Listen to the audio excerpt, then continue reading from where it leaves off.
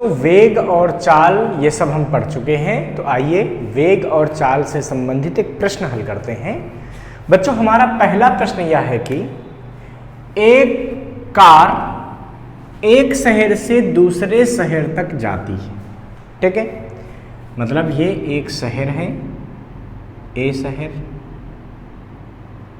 ठीक, एक ये शहर है बी,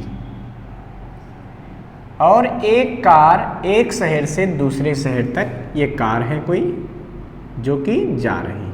ठीक है, इस कार को जाने में बच्चों इसकी वेग यूनिफॉर्म है, इसकी जो जाते समय स्पीड है वो कैसी है, एक समान है, और वो है 60 किलोमीटर प्रति घंटा। यह कार जब दूसरे शहर पहुंच जाती है तो यहां से वापस लौटने लगती, जैसे दूसरे शहर पहुंची तुरंत क्या होगी बच्चों, वापस लौटेगी तुरंत। ठीक है, तुरंत ही यह कार क्या होती है, वापस लौटने लगती है। वापस लौटते समय इसका वेग 40 किलोमीटर प्रति घंटा होता है।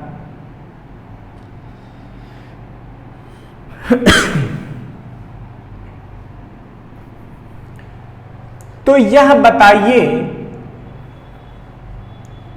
बताइए कि इस कार की औसत चाल तथा औसत वेग क्या होगी।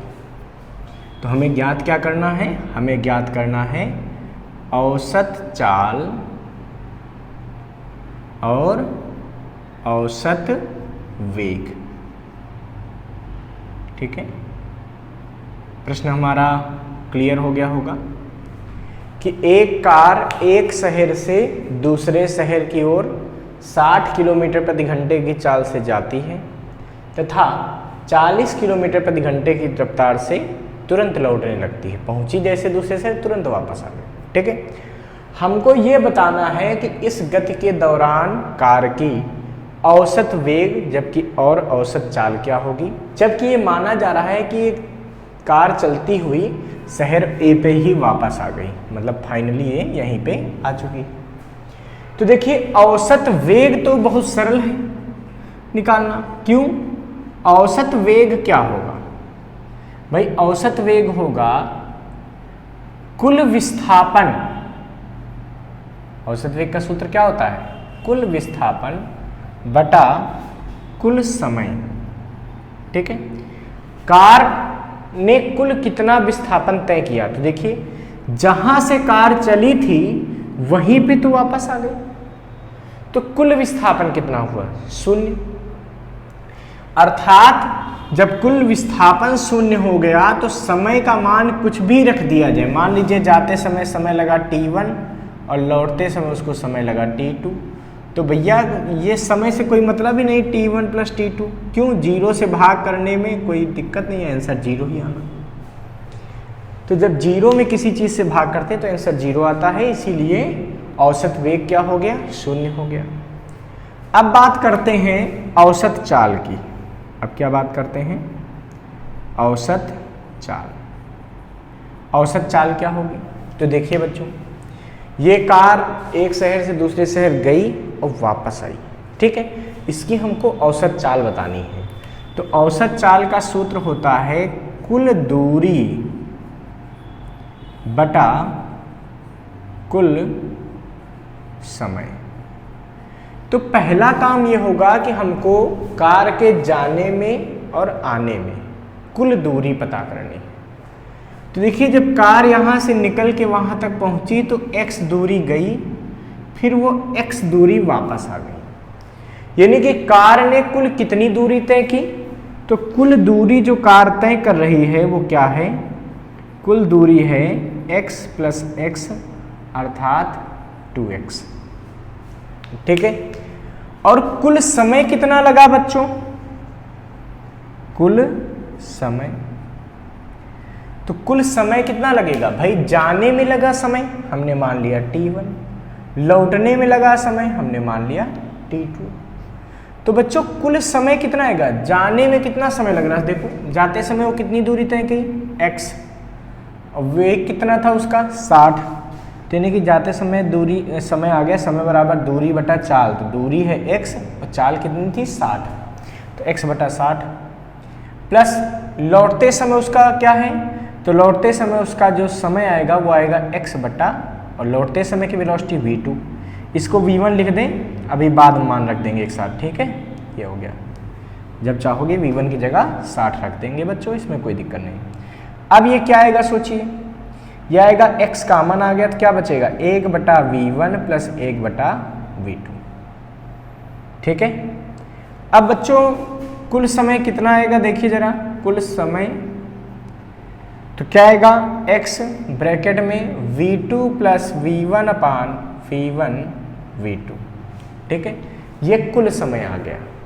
इसका अर्थ ये हुआ कि औसत चाल बराबर किसके हो जाएगा, कुल दूरी, सूत्र यूज कर लो, बटा कुल समय।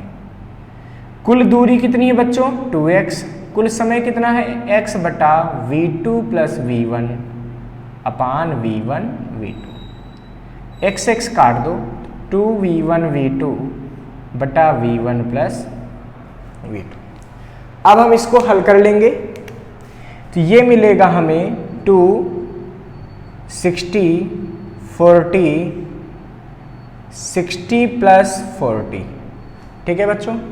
इसको हम सॉल्व कर लेते हैं तो क्या बचेगा हमारे पास, ये बचेगा 48 किलोमीटर प्रति घंटा। कैसे हल किया गया, ऊपर गुणा कर लो तो ये आएगा 4800 और नीचे क्या आएगा 100, काट दिया तो बचा 48 किलोमीटर प्रति घंटा। अर्थात कार की जो औसत चाल है वो कितनी होगी 48 किलोमीटर प्रति घंटा, जबकि जो औसत वेग आया था वो कितना आ गया था 0। तो हमारे दोनों उत्तर यहाँ से निकल आए हैं, ठीक है, इसको आप नोट कर लीजिए बच्चों। चलिए बच्चों सरल रेखी गति का हम एक प्रश्न और लगाते हैं। प्रश्न यह है कि किसी वस्तु का विस्थापन, ठीक है, s बराबर दे दिया है T cube plus 6t square minus 20t, और हमसे कहा जा रहा है इस वस्तु का वेग ज्ञात कीजिए। इसका हमें क्या करना है, वेग ज्ञात करना है। कब, t बराबर 5 सेकेंड पर, ठीक है, और इस वस्तु का त्वरण भी बताना है। कब, t बराबर 5 सेकेंड पर। तो हमें एक वस्तु का विस्थापन दे दिया है s बराबर T cube plus 6t square minus 20t। हमें इस वस्तु का वेग और त्वरण बताना है, लेकिन कब बताना है, t बराबर 5 सेकेंड पर। देखिए जब t बराबर 5 सेकेंड पे बताना है, इसका मतलब ये तत्कालिक वेग पे पूछ रहे हैं हमसे। क्या पूछ रहे हैं, तत्कालिक वेग, यानी कि ये कहीं या ना कहीं आप समझ जाइए कि ये तत्कालिक वेग की बात की जा रही है, और ये इस समय त्वरण पूछ रहे हैं, अर्थात ये हमसे तत्कालिक त्वरण की बात कर रहे हैं, ठीक है। तो हमें यहां तत्कालिक वेग और तत्कालिक त्वरण ज्ञात करने हैं। अब बच्चों चलिए हम बात करते हैं कि वेग का, तत्कालिक वेग का सूत्र क्या होता है। तो हमको पता है तत्कालिक वेग v बराबर क्या होता है बच्चों, v बराबर होता है ds अपान dt। अर्थात हमें अब विस्थापन का अवकलन करना पड़ेगा, किसके सापेक्ष, t के सापेक्ष। तो v बराबर हो जाएगा d बटा dt ऑफ s, s का पूरा मान रख देंगे। s का मान कितना है, ये है t cube plus 6t square minus 20t, ठीक है। तो v बराबर क्या आएगा, d by D T of T cube plus, देखो जो कांस्टेंट होता है अर्थात 6 बाहर आ जाएगा, d by D T of T square minus, यहाँ भी देखो चरपद, ये कांस्टेंट बाहर आ जाएगा, तो अचर पद बाहर आ जाएगा, सॉरी, तो ये जो अचर पद होता है उसका अवकलन नहीं करना होता, इसलिए देखो ये अचर है, ठीक है, ये नियत है, तो इसको बाहर ले लेंगे, नियत पद को बाहर ले लो और जो बच रहा उसका अवकलन कर दो, ठीक है। अब इसको हम कैसे कर सकते हैं बच्चों, जरा ध्यान दो। तो आपको पता होना चाहिए कि v बराबर हम क्या लिख सकते हैं, ये सब आ गया।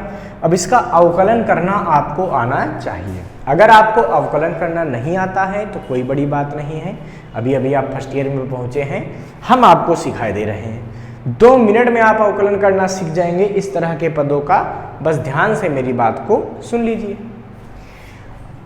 अगर कभी भी t की पावर n का अवकलन करना हो, t की पावर n का अवकलन करना हो, तो अवकलन करने का तरीका क्या है? तरीका यह है कि जो घात होती है इसका गुणा हो जाता है और जो t की घात दिया होता है उसमें 1 कम हो जाता है। अर्थात t की घात n का अगर अवकलन करना है तो जो घात है वो गुणा में आ जाएगी और t की घात में 1 कम हो जाएगा। इससे ये पता चलता है कि अगर आपको कभी t की पावर 6 का अवकलन करना पड़ जाए तो क्या करेंगे, तो जो घात है वो गुणा में आ जाएगी अवकलन के बाद और घात में 1 कम हो जाएगा, तो 6 है तो क्या बचेगा, 5 बचेगा। इसका अर्थ ये हुआ कि अगर आपने t की घात 3 का अवकलन किया तो क्या आएगा, तो देखिए अगर t की घात 3 का अवकलन किया तो क्या आएगा, जो घात है वो गुणा में आ जाएगी और घात में 1 कम हो जाएगा, यानी कि t की घात कितना बचा, 2। फिर देख लो, अगर d/dt करना है आपको t की घात 2 का तो क्या आएगा, तो जो घात है 2 वो गुणा में आ जाएगा और घात में 1 कम हो जाएगा अर्थात t आ जाएगा। तो अगर d/dt करना हो केवल t का तो क्या आएगा, t का मतलब t की घात 1 है तो 1 का गुणा और घात में 1 कम, तो t की घात कितना बचेगा, 1 था तो 1 कम हो गया तो 0 बचेगा, 1 - 1 0। तो ये क्या बचेगा बच्चों, किसी भी चीज की घात 0 हो तो उसका मान 1 होता है, तो 1 × 1 यानी कि 1 आ जाएगा, ठीक है। इसी प्रकार अगर d/dt करना हो किसी नियत पद का, तो बच्चों नियत पद का अवकलन सदैव 0 होता है। क्यों? क्योंकि नियत पद को आप कभी भी ऐसे लिख सकते हो, ct की घात 0 लिख सकते हैं ना। अब सोचिए नियत पद तो बाहर आ जाएगा, यानी कि ये अब क्या बनेगा, नियत पद तो बाहर आ गया, अब बचा के अंदर t की घात 0। अब t की घात 0 का अवकलन क्या होगा, तो हमने क्या कहा, जो घात है वो गुणा में आ जाएगी और घात में 1 कम हो जाएगा। तो देखो गुणा में जब 0 आ गया तो पूरा पद क्या हो जाएगा, 0 हो जाएगा। इससे ये पता चलता है कि अगर कभी नियत पद का अवकलन करना पड़ जाए जो पूर्ण रूप से स्वतंत्र हो सभी चीज़ों से, कहीं डिपेंड न कर रहा हो t पर या x के सापेक्ष करो तो x पर, तो क्या होता है कि उसका अवकलन 0 आता है, ठीक है, आता है। अब देखिए यहां से हम क्या बात कर सकते हैं बच्चों, हमको तो वेग निकालना था, तो भाई d/dt ऑफ t³, तो देखो t³ का अवकलन कितना आएगा, तो जो घात है उसका गुणा हो जाएगा और घात में 1 कम हो जाएगा, तो t की घात कितना बचा, 2 प्लस 6t² का अवकलन, तो भाई जो घात है वो गुणा में आ जाएगी और घात में 1 कम हो जाएगा, तो t की पावर क्या बचेगा, 1 माइनस 20t, t की घात 1, तो t की घात जब 1 होती है तो उसका अवकलन कितना होता है, 1, तो इसका अवकलन क्या आएगा, 1 आएगा। इसका अर्थ ये हुआ कि v बराबर आ जाएगा 3t² plus 12t minus 20, minus कितना आया, 20, ठीक है, ये वेग आ गया। अब आपको क्या चाहिए, अभी आपको चाहिए त्वरण। दोनों चीजें निकाल देते हैं, फिर t बराबर 5 रख देंगे उसमें, ठीक है। तो त्वरण के लिए हम क्या करेंगे, तो देखिए आपको पता है ना, त्वरण बराबर क्या होता है, a से लिखते हो इसको, a बराबर क्या होता है, a बराबर होता है dv/dt, अर्थात वेग परिवर्तन की दर को त्वरण कहते हैं। तो a बराबर dv/dt, ये तत्कालिक त्वरण है बच्चों।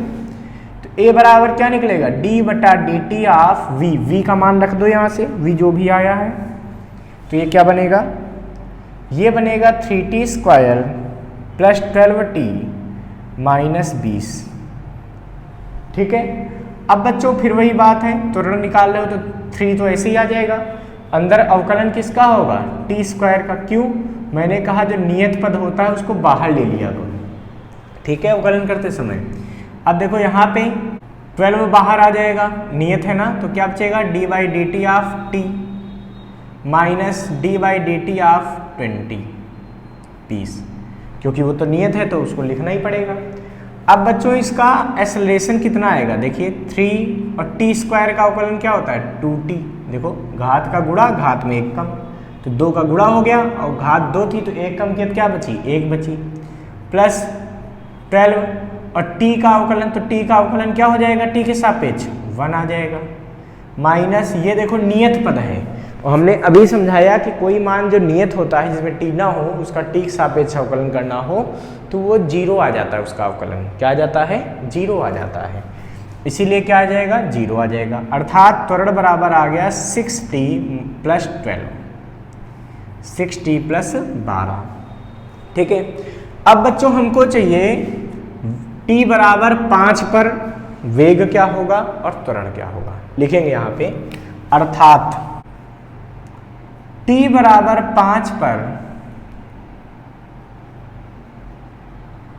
वेग v बराबर, ये तत्कालिक वेग है ध्यान रखना, ठीक है, तो क्या बचेगा 3 इंटू टी स्क्वायर, टी का मतलब 5 का स्क्वायर, ठीक है, प्लस 12 इंटू टी, टी का मान देखो 12 इंटू टी, टी की जगह 5, हर जगह टी की जगह 5 रख दो, माइनस का 20, ठीक है।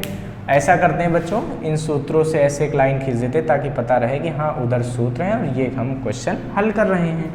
तो क्या मिलेगा वेग हमको यहाँ से बच्चों, तो वेग मिलेगा 3 गुणित 25 प्लस 60